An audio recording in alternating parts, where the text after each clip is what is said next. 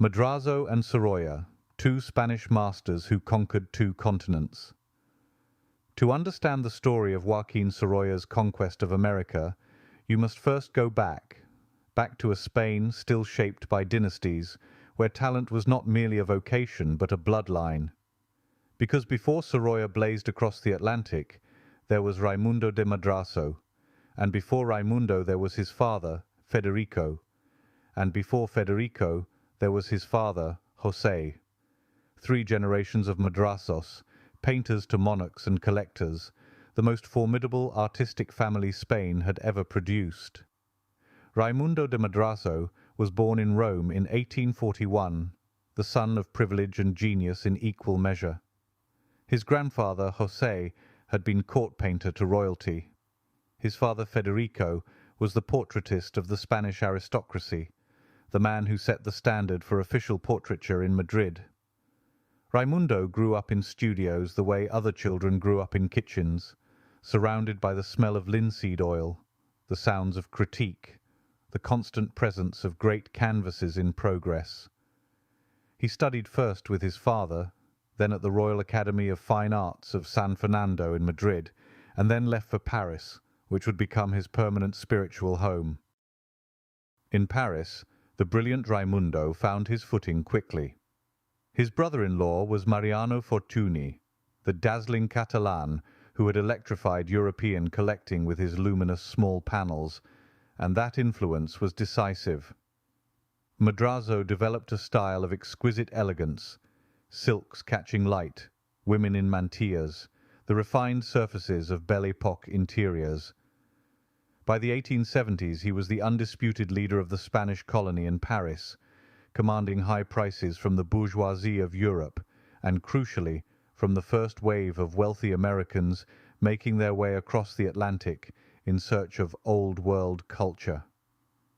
William Henry Vanderbilt bought a Madrazo in 1878, the same year Raimundo won the first-class medal at the Exposition Universelle. His portrait commissions stretched from the Duchess of Alba to an American president's half-brother.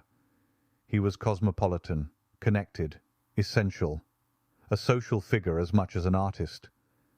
And as the century turned, he would prove to be something else entirely, the advance man for a younger Spaniard who would make the whole world take notice. Now go back with me to Valencia, 1863, a different world entirely. Joaquín Sorolla was born on the 27th of February, in a fishing neighbourhood near the Mediterranean shore, the eldest child of a tradesman. 2 years later, both of his parents were dead, taken most likely by cholera, and Joaquín and his infant sister Concha were taken in by their maternal aunt and uncle. The uncle was a locksmith. He was a decent man who tried to do right by the boy, setting him to learn the trade, working metal in the shop. But the boy kept drawing, on scraps, on walls, on whatever came to hand. He could not stop. The uncle must have recognized that this was no ordinary restlessness. At the advice of the school director, he enrolled the young Sorolla at age 9 in his first art lessons. By 15, Sorolla was admitted to the Academy of San Carlos in Valencia, an extraordinary achievement for a boy with no connections, no family name in the art world, no inherited advantage of any kind. He was simply too gifted to be denied. He went to Madrid at 18 and stood in the Prado for days, copying Velázquez, the same Velázquez whom the academic masters had studied before him, the same light, the same Spanish soul made visible in pigment. Sorolla ultimately won a scholarship to Rome. He arrived in Rome in early 1885, at 22 years old, self-made, and burning with ambition. In Italy he found Francisco Pradilla, the director of the Spanish Academy, who steadied him. He made a side journey to Paris, where the work of Jules Bastien Lepage shook him to his core, that commitment to unvarnished truth, to painting what was actually there in the light. He studied with José Benlliure and Emilio Sala. He absorbed everything. By 1888, when he returned to Valencia to marry his beloved Clotilde Garcia del Castillo, whom he had first met 9 years earlier, working in her father's photography studio. Sorolla was no longer a promising student. He was a force in formation. It was somewhere in Madrid's social world of the 1890s that the two Spaniards finally met. Madrazo was 22 years Sorolla's senior.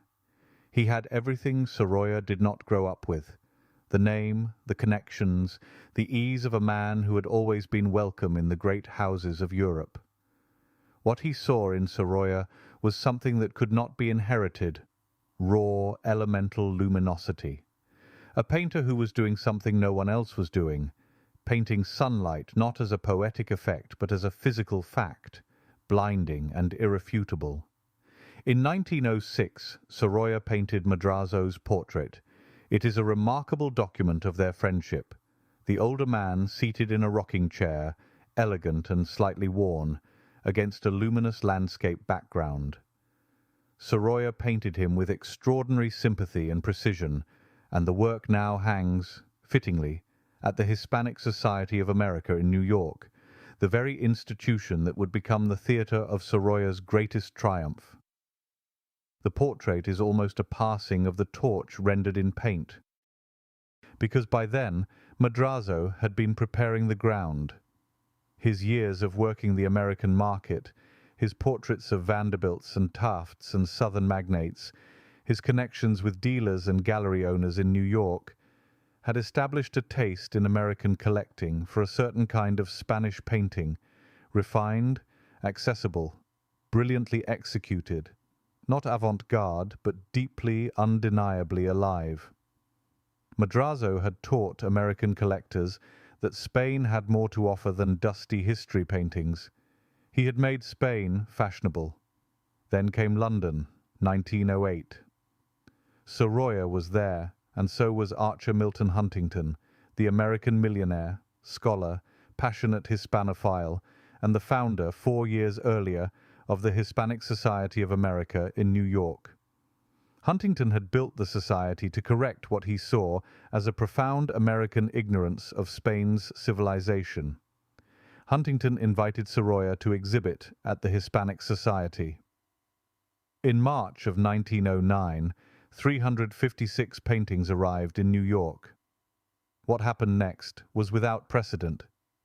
Huntington himself wrote to his mother in wonder, "Everywhere the air was full of miracle.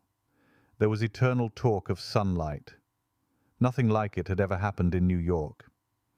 In 4 weeks, 160,000 people, some accounts say 168,000, came through the doors of the Hispanic Society. Two singular artists from Spain, two very different journeys to the same astonishing destination.